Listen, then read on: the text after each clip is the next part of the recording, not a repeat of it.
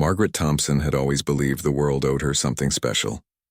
At 43, she carried herself with the air of someone who had never been told no, her designer handbag swinging with each confident step as she approached the gates of Windsor Castle. The morning sun gleamed off her expensive jewelry, and her perfectly styled blonde hair remained unmoved, despite the gentle breeze that swept across the courtyard. She had traveled from her upscale neighborhood in Surrey with her daughter Jessica, a 22-year-old university student who had inherited her mother's sense of entitlement, along with her striking blue eyes. Both women wore expressions that suggested they expected the world to bend to their wishes, and today would be no different in their minds. The Royal Guard stood at their posts with military precision, their red uniforms immaculate, and their tall black hats casting shadows over their stoic faces. These were not tourist attractions or living statues, though many visitors seemed to think otherwise. They were highly trained soldiers of the Queen's Guard, responsible for protecting one of the most important royal residences in the United Kingdom. Margaret approached the first guard she encountered, a young man named Private James Morrison, who had served with distinction for 3 years. His rifle was held at the perfect angle, his boots polished to mirror brightness, and his gaze fixed straight ahead as protocol demanded. He had seen countless tourists attempt to get reactions from the guards, but something about Margaret's approach suggested this encounter might be different. "Excuse me," Margaret said loudly, her voice carrying across the courtyard. "I need to speak with someone in charge immediately. There's been a terrible mistake with our tour booking, and I demand it be fixed right now." Private Morrison remained motionless, his training taking over. The guards were instructed to ignore attempts at interaction unless there was a genuine security threat or emergency. Margaret's booking issue, while perhaps frustrating to her, did not qualify as either. Jessica stepped forward, emboldened by what she perceived as the guard's weakness. "My mother is speaking to you," she said, her voice rising with indignation. "The least you could do is acknowledge her. We're not asking for much here." The guard's silence only fueled Margaret's growing anger. In her world, people jumped to attention when she spoke. Store managers appeared when she complained. Restaurant staff hurried to accommodate her demands. The idea that someone would simply ignore her was not just frustrating but personally insulting. "This is absolutely ridiculous," Margaret announced to the growing crowd of tourists who had begun to gather. "These guards are supposed to serve the public, and they can't even be bothered to help paying visitors. I'm going to report this immediately." She pulled out her expensive smartphone and began taking pictures of Private Morrison, moving closer to his face despite the clear barriers and warning signs posted around the area. The flash went off repeatedly as she documented what she planned to describe as poor customer service. "Stand back, please," came a firm voice from behind the crowd. A palace security officer had noticed the commotion and was approaching with measured steps. He wore a dark suit and carried himself with the quiet authority of someone accustomed to dealing with difficult situations. Margaret spun around, her face flushed with anger. "Finally, someone with sense. I need to speak with your supervisor immediately. These guards have been completely unhelpful, and I demand an explanation for the poor service we've received today." The security officer, whose name tag read Chief Inspector Williams, listened patiently as Margaret launched into a detailed complaint about their booking confusion and the guards' failure to assist them. He had dealt with similar situations countless times, though few visitors displayed such an immediate sense of entitlement. "Ma'am, I understand your frustration," Inspector Williams said calmly. "However, the Queen's Guard are not tour guides or customer service representatives. They are active military personnel with specific duties related to security and ceremony. I'd be happy to direct you to the Visitor Information Center, where our staff can help with your booking issue." Margaret's eyes narrowed dangerously. The reasonable response only seemed to make her angrier. "Don't patronize me," she snapped. "I know exactly what these guards are supposed to do, and part of that is helping visitors when they have problems. I've paid good money to be here, and I expect proper service." Jessica nodded vigorously in support of her mother. "We come from a very good family," she added, as if this fact should somehow change the situation. "My father is a successful businessman, and we're not used to being treated this way." The crowd of tourists was growing larger, with many people now filming the interaction on their phones. Margaret seemed to relish the attention, playing to her audience as she continued her complaints. She had no idea that several of those recording devices would soon capture something she would desperately wish had never happened. Inspector Williams maintained his professional demeanor despite Margaret's increasingly hostile tone. "I understand your family's standing, ma'am, but the protocols here apply to everyone equally. If you'll please follow me to the information center, we can resolve your booking issue quickly and get your visit back on track." But Margaret was no longer interested in solutions. The guard's continued silence had become a personal challenge, and she was determined to get some kind of reaction. She had never encountered someone who wouldn't eventually give in to her demands, and she wasn't about to start accepting it now. "No, I'm not going anywhere until this guard acknowledges that he's been rude and unhelpful," she declared, pointing directly at Private Morrison. "I want an apology, and I want it now." The morning sun was climbing higher, and more visitors were arriving for the changing of the guard ceremony that would take place in an hour. The growing crowd meant that Margaret's behavior was being witnessed by hundreds of people, many of whom were beginning to murmur disapprovingly about her treatment of the soldier. Private Morrison continued to stand at attention, his breathing steady and his focus unwavering. Years of training had prepared him for exactly this type of situation, though he couldn't have predicted how much more challenging this particular encounter was about to become. The rules were clear, and he would follow them regardless of how loudly Margaret continued to demand his attention. Margaret stepped closer to the guard, her voice becoming more aggressive with each word. The peaceful morning at one of England's most historic sites was about to transform into something none of the witnesses would ever forget. The tension in the courtyard continued to escalate as Margaret's frustration reached a boiling point. She had spent the last 10 minutes demanding attention from Private Morrison, and his continued silence was driving her to increasingly desperate measures. The crowd of onlookers had grown substantially, with tourists from around the world now witnessing what was quickly becoming an international incident. "I know you can hear me," Margaret said, moving even closer to the guard's position. "This silent treatment is completely unprofessional, and I won't stand for it. My tax dollars pay your salary, and you will acknowledge me right now." Jessica pulled out her own phone and began recording her mother's confrontation, clearly intending to use the footage to support whatever complaint they planned to file later. She had been raised to believe that persistence always won in the end, and she was confident that her mother's determination would eventually break through the guard's resolve. Inspector Williams stepped forward again, his patience beginning to show signs of strain. "Ma'am, I really must insist that you step back from the guard's position. There are clearly marked boundaries that all visitors are expected to respect, and you're currently in violation of those guidelines." Margaret whirled around to face him, her face now red with anger. "Don't tell me where I can and can't stand. I'm a British citizen and I have every right to be here. If your guards can't handle simple questions from the public, then maybe they shouldn't be in their positions."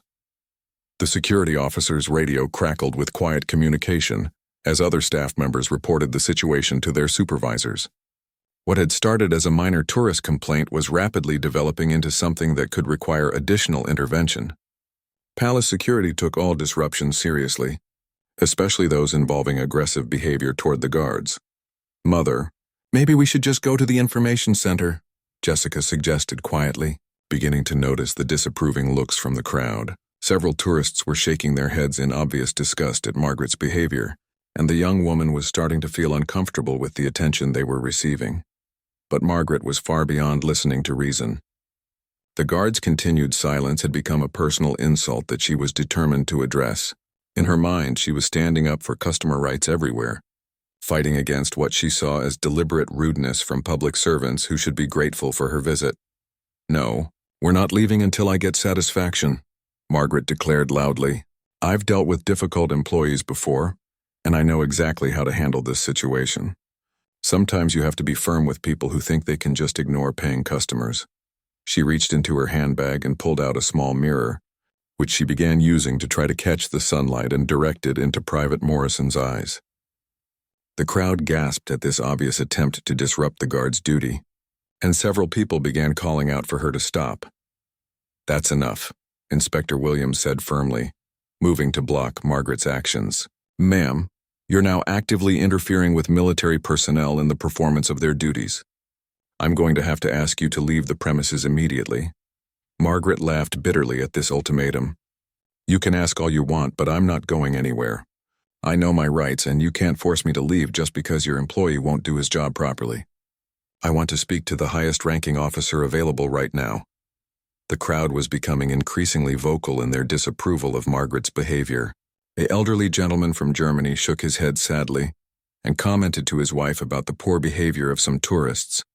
A family from Japan looked genuinely shocked at the disrespect being shown to the guard, while a group of American college students began filming with obvious intentions to share the footage on social media. Private Morrison maintained his stoic composure despite the increasingly difficult situation. His training had prepared him for various forms of harassment, from tourists trying to make him laugh to protesters attempting to disrupt ceremonies. However, Margaret's persistent and escalating behavior was testing his resolve in ways he hadn't experienced before. "The guard is doing exactly what he's supposed to do," called out a voice from the crowd. A middle-aged British man stepped forward, wearing a military veteran's pin on his jacket. "These soldiers are on duty, not here for your entertainment. Show some respect." Margaret turned her anger toward this new target. "Mind your own business," she snapped. "This doesn't concern you, and I don't need lessons from random strangers about how to handle poor service." The veteran shook his head in disgust. "I served with the Royal Navy for 20 years, and I can tell you that this young man is doing his duty with more patience than you deserve. You should be ashamed of yourself." This public criticism only fueled Margaret's determination to prove her point. She had built her entire adult life around getting her way through persistence and aggression, and she wasn't about to let a crowd of strangers make her back down now. "I don't care about your military service," she replied coldly. "That has nothing to do with the fact that these guards are being deliberately rude to paying visitors. If they can't handle basic customer interaction, they shouldn't be in public-facing positions." Inspector Williams spoke into his radio again, requesting additional support as the situation showed no signs of improving. Margaret's behavior was attracting more attention by the minute, and the palace security team needed to consider their options carefully. Removing disruptive visitors was sometimes necessary, but it always required proper procedures to avoid escalating the situation further. "Ma'am, this is your final warning," Inspector Williams announced clearly. "You need to step back from the guard's position and either visit the information center for assistance with your booking issue or leave the premises. Continued harassment of military personnel will result in your immediate removal." Margaret crossed her arms defiantly. "I'm not harassing anyone. I'm simply trying to get basic customer service from someone who's being paid to help the public. If that's too much to ask, then maybe this place needs new management." The crowd continued to grow as word of the confrontation spread through the castle grounds. Some visitors were genuinely curious about what was happening, while others seemed drawn by the drama of watching someone make such a public spectacle of themselves. The morning's peaceful atmosphere had been completely shattered by one woman's refusal to accept that the world wouldn't bend to her demands. Private Morrison remained at his post, his breathing steady and his focus unchanged despite the chaos swirling around him. He had sworn an oath to serve his country with honor and dignity, and no amount of harassment would make him abandon his duties. What he couldn't know was that Margaret's behavior was about to escalate to a level that would force him to take action he had hoped to avoid. The situation reached a critical turning point when Margaret decided that words alone weren't getting her the attention she demanded. Her years of getting her way through increasingly aggressive behavior had taught her that sometimes physical action was necessary to make people listen. What she didn't understand was that she was about to cross a line that would change everything. "Since you won't acknowledge me properly," Margaret announced to the crowd, "I'll make sure you can't ignore me anymore." She stepped directly into the guard's personal space, violating every boundary that had been clearly established around his position. Private Morrison's training kicked in immediately. When civilians moved too close to guards, especially in an aggressive manner, there were specific protocols that had to be followed. The safety of the royal residents, the other guards, and the general public all depended on maintaining proper security procedures. "Make way for the Queen's Guard," Private Morrison shouted in a voice that echoed across the entire courtyard. The command was delivered with such authority and volume that even Margaret stepped back in surprise. The crowd fell silent, suddenly understanding that they were witnessing something far more serious than a tourist complaint.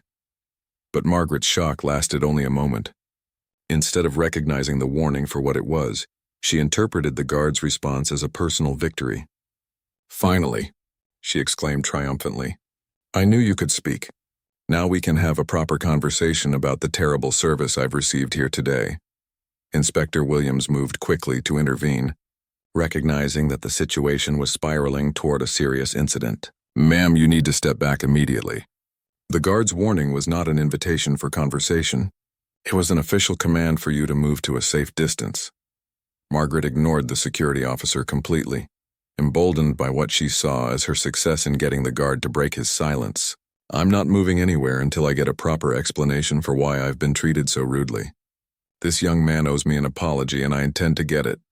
She reached out as if to touch Private Morrison's uniform, a move that crossed the final line between annoying behavior and genuine security threat. Royal guards were trained to protect not only the royal family, but also the integrity of their ceremonial duties. And physical contact from aggressive visitors was absolutely forbidden. The guard's response was swift and decisive. Step back now, he commanded, his voice carrying the full weight of military authority. His rifle remained in its ceremonial position, but his entire posture shifted to indicate that he was prepared to take whatever action might be necessary to maintain security.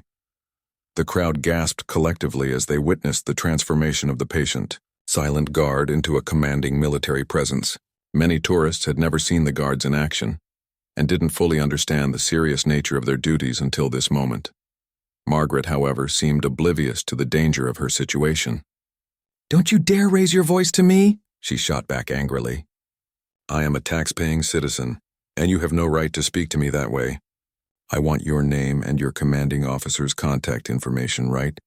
Now Jessica finally began to understand that her mother had pushed the situation beyond what anyone could reasonably expect to resolve peacefully.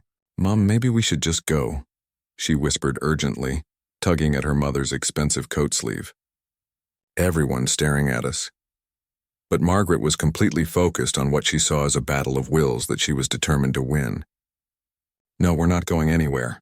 This guard thinks he can intimidate me with his shouting, but I've dealt with bullies before. I know exactly how to handle people like him." Inspector Williams was now speaking rapidly into his radio, calling for immediate backup, as he recognized that standard security protocols might not be sufficient to handle Margaret's escalating behavior. The palace had procedures for dealing with various types of disruptions, but Margaret's combination of entitlement and aggression was presenting unique challenges. "Ma'am, for your own safety and the safety of everyone present, you must step back from the guard's position," Inspector Williams said with quiet urgency. "This is not a negotiation or a customer service issue. You are interfering with military security operations." Margaret laughed dismissively at this warning. "Military security operations? He's standing guard at a tourist attraction. Don't try to make this sound more important than it is. I'm simply asking for basic courtesy from someone whose job is to serve the public." The crowd was becoming increasingly uncomfortable with Margaret's behavior. Many visitors had traveled long distances to see the famous guards, and were horrified to witness someone showing such disrespect to what they recognized as an important cultural institution. Several people began to leave, not wanting to be associated with the scene Margaret was creating. A woman from Australia spoke up from the crowd. "Lady, you need to stop this right now. You're embarrassing yourself and everyone else here. These guards deserve better treatment than what you're giving them." Margaret spun around to face this new critic. "I don't need advice from foreigners about how to handle problems in my own country. This guard has been deliberately rude to me, and I have every right to demand better service." The Australian woman shook her head in disgust. "We came here to show respect to your traditions, and you're making a mockery of everything these guards represent. You should be ashamed of yourself." This public criticism from multiple sources only made Margaret more determined to prove her point. She had never backed down from a confrontation in her life, and she wasn't about to start now, especially not in front of hundreds of witnesses who would remember her as someone who gave up when challenged. "I don't care what any of you think," Margaret announced loudly to the entire crowd. "I know my rights, and I know when I'm being treated unfairly. This guard will acknowledge me properly, or I'll make sure his superiors know exactly how he's behaved today." Private Morrison maintained his alert posture, his training telling him that the situation was likely to escalate further before it could be resolved. He had hoped that his clear commands would be sufficient to make Margaret understand the seriousness of her behavior, but her continued aggression suggested that stronger measures might soon become necessary.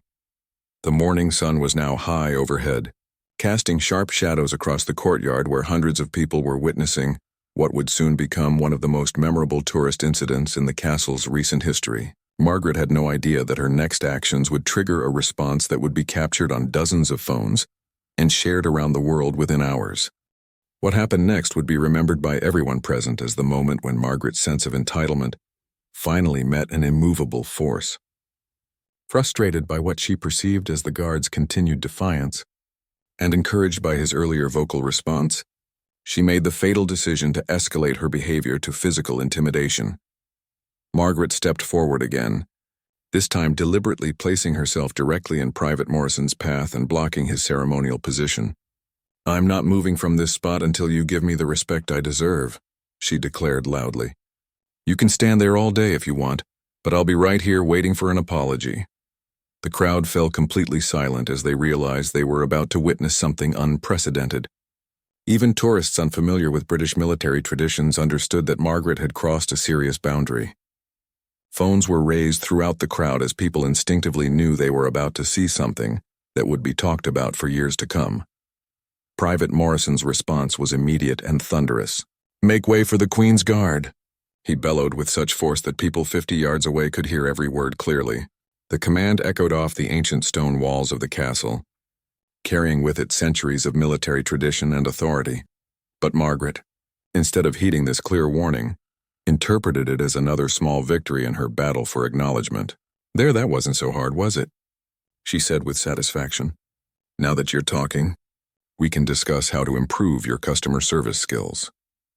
What she failed to recognize was that Private Morrison's shout wasn't a conversation starter. It was a final warning before military action. When Margaret remained in his path, smiling smugly as if she had won some kind of game, the guard began to move forward with the precise, measured steps that had been drilled into him through countless hours of training. The crowd watched in stunned silence as Private Morrison advanced toward Margaret, his rifle held in perfect ceremonial position, his face a mask of professional determination. Each step was deliberate and powerful, the sound of his boots on the stone creating a rhythm that seemed to echo through the centuries of military tradition. Margaret's confident expression began to change as she realized the guard was walking directly toward her with no intention of stopping or going around. "What do you think you're doing?" she demanded, but her voice carried a note of uncertainty for the first time all morning. Inspector Williams tried one last time to intervene peacefully. "Ma'am, move out of the way immediately," he called urgently. "The guard is performing his duties and you must clear his path right now." But Margaret's pride and stubbornness had trapped her in a situation she couldn't escape gracefully. Moving aside now would feel like admitting defeat after all the time she had spent demanding attention. Her ego simply wouldn't allow her to back down in front of hundreds of witnesses. "I'm not moving," she said defiantly, though her voice now carried a tremor of fear. "He can walk around me like any civilized person would do. I'm not doing anything wrong by standing here." Private Morrison continued his advance, his pace never varying, his expression unchanged. The crowd began to murmur anxiously as they realized Margaret was about to experience the full force of what happened when someone interfered with the Queen's Guard in the performance of their duties. Jessica finally understood the gravity of the situation and tried desperately to pull her mother away. "Mom, please, let's just go," she pleaded, tugging at Margaret's arm. "This isn't worth it." But Margaret shook off her daughter's attempts to move her, her eyes locked in what she believed was a staring contest with the approaching guard. She had spent her entire adult life getting her way through sheer stubbornness, and she was convinced that if she just held her ground long enough, the guard would eventually give in to her demands. The moment of impact came with shocking suddenness. Private Morrison didn't slow down, didn't hesitate, and didn't show any sign of changing direction. Margaret suddenly found herself being pushed backward with irresistible force as the guard continued his ceremonial march without acknowledging her presence at all. "Hey, you can't do that to me," Margaret shouted as she stumbled backward, her expensive heels struggling to find purchase on the stone courtyard. But Private Morrison continued moving forward as if she didn't exist, his military training overriding any consideration for her comfort or dignity. The crowd erupted in a mixture of gasps, nervous laughter, and scattered applause. Many people had been hoping for exactly this outcome after watching Margaret's behavior for the past half hour. and they were satisfied to see that the guard's professionalism ultimately trumped her demands for special treatment. Margaret tried to regain her footing and her composure, but the physical reality of being moved aside by someone who completely ignored her protests had shaken her confidence badly. For the first time in the encounter, she was forced to confront the possibility that her usual tactics might not work in this situation. "This is assault," she declared breathlessly, her face flushed with embarrassment and anger. "I want that guard arrested immediately. He physically attacked me without provocation." Inspector Williams stepped forward quickly to address her complaint, while simultaneously managing the crowd that was now buzzing with excitement over what they had just witnessed. "Ma'am, the Queen's Guard have the legal authority to maintain their ceremonial positions and paths.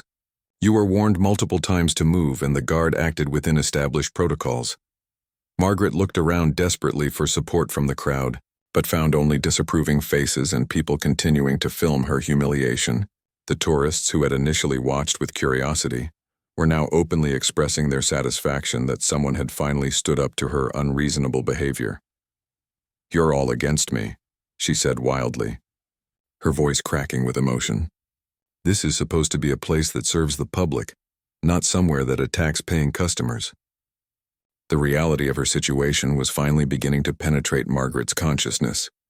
She was surrounded by hundreds of people who had witnessed her behavior and the guard's response, many of whom were recording everything for posterity.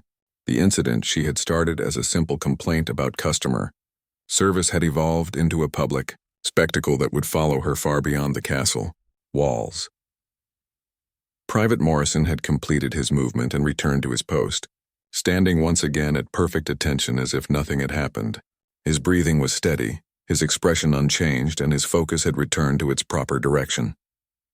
In his mind, he had simply performed his duty as trained, removing an obstacle from his ceremonial path in the most professional manner possible. But for Margaret, nothing would ever be quite the same again. The aftermath of Margaret's encounter with Private Morrison created a ripple effect that spread far beyond the castle grounds. Within minutes of the incident, videos captured by dozens of tourists were being uploaded to social media platforms around the world. The clear footage showed Margaret's aggressive behavior, her refusal to heed warnings, and the guard's professional response to her interference with his duties. Margaret stood in the courtyard, her face pale with shock and embarrassment as she realized that her private moment of frustration had become a very public humiliation. The crowd around her was no longer simply watching. They were actively discussing what they had witnessed, and their comments were far from sympathetic. "Did you see how she kept pushing even after he warned her?" one American tourist said to his wife, his phone still recording. "She brought that on herself completely." "Absolutely disgraceful behavior," added a British gentleman who had been watching the entire encounter. "These guards deserve our respect, not harassment from entitled tourists." Inspector Williams approached Margaret with a mixture of professional concern and barely concealed frustration.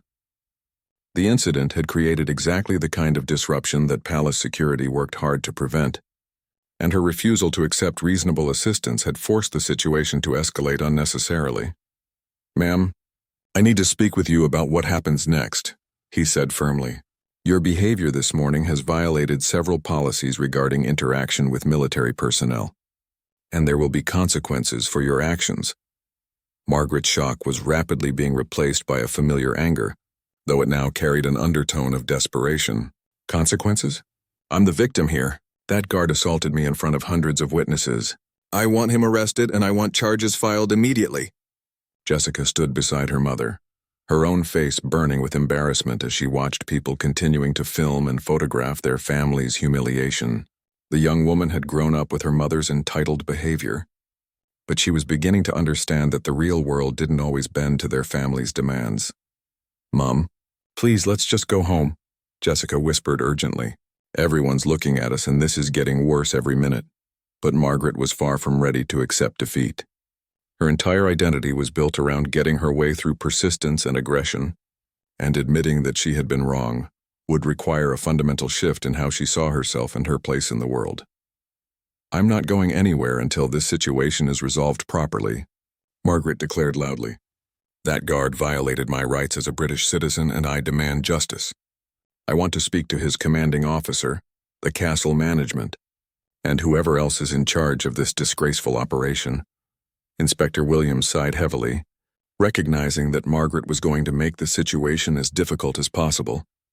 Ma'am, I can arrange for you to speak with the appropriate officials, but I need to inform you that your behavior this morning has been recorded by palace security cameras as well as numerous visitors. Any official review of the incident will take all of that evidence into account. The mention of security cameras seemed to give Margaret pause for the first time. She had been so focused on her confrontation with the guard that she hadn't considered how her behavior might look to objective observers reviewing the footage later. Security cameras? She repeated, her voice uncertain. What exactly have they recorded? Everything, ma'am, Inspector Williams replied matter-of-factly. Your initial complaints, your refusal to accept assistance, your harassment of the guard, your violation of clearly marked boundaries, and your interference with military personnel in the performance of their duties. All of it is documented. The crowd continued to grow as news of the incident spread throughout the castle grounds. People were arriving specifically to see the location where the confrontation had taken place, and many were asking witnesses to describe what they had seen. Margaret's behavior was being recounted over and over again, with each telling emphasizing her unreasonable demands and aggressive attitude. A group of teenagers from a local school were particularly vocal in their criticism. She's exactly what's wrong with some tourists, one of them said loudly enough for Margaret to hear. They think they can come here and treat our traditions like a joke. Margaret spun around to face these new critics, her anger flaring once again. You children have no idea what you're talking about, she snapped. I was simply trying to get basic customer service from someone who was being deliberately rude. One of the teenagers, a 17-year-old named Emma, who had been studying British military history, stepped forward boldly. Those guards aren't customer service representatives, she said clearly. They're soldiers protecting one of our most important royal residences. They don't owe you conversation or assistance with your personal problems. Margaret was taken aback by the articulate response from someone she had dismissed as just another teenager. Don't lecture me about history, young lady. I know perfectly well what these guards are supposed to do, and part of that includes basic courtesy to visitors. Emma shook her head firmly. No, it doesn't. Their job is security and ceremony, not entertaining tourists. You crossed the line when you started harassing that soldier, and you got exactly what you deserved. The exchange with the teenager seemed to crystallize something for many of the adult witnesses. Here was a young person who understood and respected the traditions that Margaret had spent the morning attacking. And her clear explanation of the guard's actual duties highlighted just how unreasonable Margaret's demands had been. Inspector Williams decided it was time to move the situation toward a resolution before it could escalate further. Ma'am, you have two options at this point. You can accept the assistance I offered earlier regarding your booking issue and enjoy the rest of your visit, or you can continue with your complaints through official channels, which will require you to leave the premises while the matter is investigated. Margaret looked around at the crowd of disapproving faces, the phone still recording her every word, and the teenager who had just given her a lesson in respect and tradition. For the first time all morning, she was beginning to understand that she might not emerge from this situation as the righteous victim she had imagined herself to be. This isn't over, she said finally, though her voice lacked its earlier conviction. I'll be filing official complaints about everything that happened here today. Inspector Williams nodded professionally. That is certainly your right, ma'am. All complaints are investigated thoroughly and fairly. In the meantime, I'll need to escort you and your daughter to the exit while we complete the incident report. As Margaret was led away from the scene, Private Morrison remained at his post, his duty unchanged by the morning's events. He had performed his responsibilities exactly as trained, and the incident would be noted in the daily reports as a minor disruption, successfully handled according to protocol. But for Margaret, the real consequences were just beginning. The true magnitude of Margaret's humiliation became clear within hours of her departure from Windsor Castle. By the time she and Jessica arrived home in Surrey, videos of the incident were already circulating on social media platforms around the world. The hashtag #EntitledTourist was trending, with Margaret's encounter serving as the primary example of how not to behave at historic sites. Margaret sat in her expensive living room, surrounded by the luxury that had always made her feel superior to others, watching her public humiliation unfold on her laptop screen. The videos were crystal clear. showing every moment of her aggressive behavior and the guard's professional response. But what made the situation even worse were the comments from viewers around the globe. "Absolutely embarrassing behavior from this woman," read one comment with thousands of likes. "These guards deserve respect, not harassment from entitled tourists." "This is exactly why some countries have a bad reputation for their tourists," added another. "She's representing all British visitors with this disgraceful behavior." Jessica sat nearby, her own phone buzzing constantly with messages from friends who had recognized her in the videos. The young woman was beginning to understand that their family's reputation had been permanently damaged by her mother's public meltdown. "Mum, we need to talk about this," Jessica said quietly, her voice heavy with embarrassment. "My university friends are sending me links to the videos. Everyone I know has seen what happened today." Margaret looked up from her laptop with wild eyes, her earlier confidence completely shattered. "They edited those videos to make me look bad," she insisted desperately. "They didn't show how rude that guard was being, or how long I waited for basic customer service." But Jessica had watched the footage herself, and unlike her mother, she could see the situation objectively. The videos clearly showed Margaret escalating the confrontation at every opportunity, ignoring reasonable assistance from Inspector Williams, and deliberately interfering with the guard's duties despite multiple warnings. "Mum, the videos show everything exactly as it happened," Jessica said gently. "There's no editing or manipulation. You can see the whole thing from start to finish, and it's not good." Margaret's phone began ringing with calls from reporters who had somehow obtained her contact information. Local news stations wanted her comment on the viral videos. International media were requesting interviews about tourist behavior, and social media influencers were asking if she would appear on their shows to discuss the incident. She declined every call. But the attention only intensified as the story gained momentum online. By evening, the incident had been featured on news programs across Europe, with royal correspondents using the footage to discuss proper protocol when visiting ceremonial sites. The next morning brought even worse news. Margaret's employer, a prestigious marketing firm in London, called to inform her that her behavior had created negative publicity for the company. Several clients had specifically mentioned the viral videos and expressed concern about being associated with someone who had shown such disrespect to British military traditions. "I'm afraid we'll need to discuss your future with the company," her supervisor explained during an uncomfortable phone call. "Your actions yesterday reflect poorly on our corporate values, and we've received numerous complaints from clients and colleagues." Margaret tried to explain her side of the story, but her supervisor had already seen the videos and formed his own opinion about her behavior. The meeting scheduled for later that week would likely result in her resignation or termination, depending on how she chose to handle the situation. Jessica's university experience was similarly affected. Fellow students recognized her from the videos and began avoiding her on campus. Her participation in the debating society was questioned when other members suggested that someone from a family that showed such disrespect for authority might not represent their values appropriately. The social consequences extended beyond professional and academic settings. Margaret's neighbors, who had always tolerated her demanding personality, now viewed her with open disgust after seeing how she had behaved in public. The local shops where she had often complained about service began treating her with obvious coolness, and several establishments asked her to take her business elsewhere. Most painful of all was the reaction from Margaret's own family. Her sister called from Scotland to express her mortification at seeing their family name associated with such behavior. Her elderly parents, who had always been proud of the respect they showed to military personnel, could barely speak to her about the incident. "How could you embarrass us like this, Margaret?" her father asked during a tense phone conversation. "We raised you to respect those who serve our country, not to harass them like some common troublemaker." Margaret tried desperately to maintain that she had been treated unfairly, but even her closest family members couldn't understand how she had convinced herself that her behavior was acceptable. The videos made it clear to everyone except Margaret herself that she had been completely in the wrong. 3 weeks after the incident, Margaret received official correspondence from the royal household.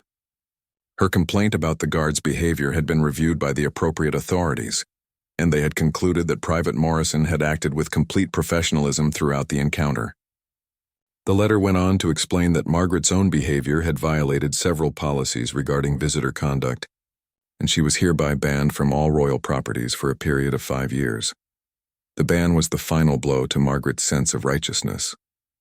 She had spent weeks telling herself that an official investigation would vindicate her position and result in disciplinary action against the guard. Instead, she found herself labeled as the problem visitor who had violated the very policies designed to protect military personnel from harassment. Jessica, meanwhile, had used the experience as a catalyst for personal growth. The embarrassment of seeing her family's behavior criticized by people around the world had forced her to examine her own sense of entitlement and make changes to her attitude and behavior. She began volunteering with veteran support organizations and made a point of learning about military traditions and the sacrifices made by service. Members Private Morrison continued his duties at Windsor Castle, largely unaware of the ongoing consequences of his encounter with Margaret. His commanding officers had reviewed the incident and commended him for his professionalism under difficult circumstances. The video evidence had made it clear that he had followed proper protocol throughout the confrontation, and his handling of the situation had actually enhanced the reputation of the Queen's Guard. 6 months later, Margaret still occasionally saw references to the incident online. Someone would share the video with a new audience, and the comments would once again dissect her behavior and praise the Guard's professional response. Each new sharing of the footage served as a reminder that her moment of public humiliation had become permanently embedded in internet culture. The woman who had once believed that persistence and aggression could overcome any obstacle had learned a painful lesson about the limits of entitled behavior. Some institutions, some traditions, and some people simply would not bend to her demands, no matter how loudly she complained or how much pressure she applied. Margaret's encounter with the immovable force of military tradition had changed her life in ways she never could have imagined when she first approached that guard post on what seemed like an ordinary morning. The consequences of her actions would follow her for years to come, serving as a permanent reminder that respect and humility are not weaknesses to be abandoned in pursuit of personal satisfaction, but essential qualities that make civilized society possible. The Royal Guards continued their ancient duties, protecting not just buildings and ceremonies, but the very principles of honor, tradition, and respect that Margaret had tried so desperately to challenge. In the end, they had proven themselves to be exactly what they had always been, absolutely immovable when duty called.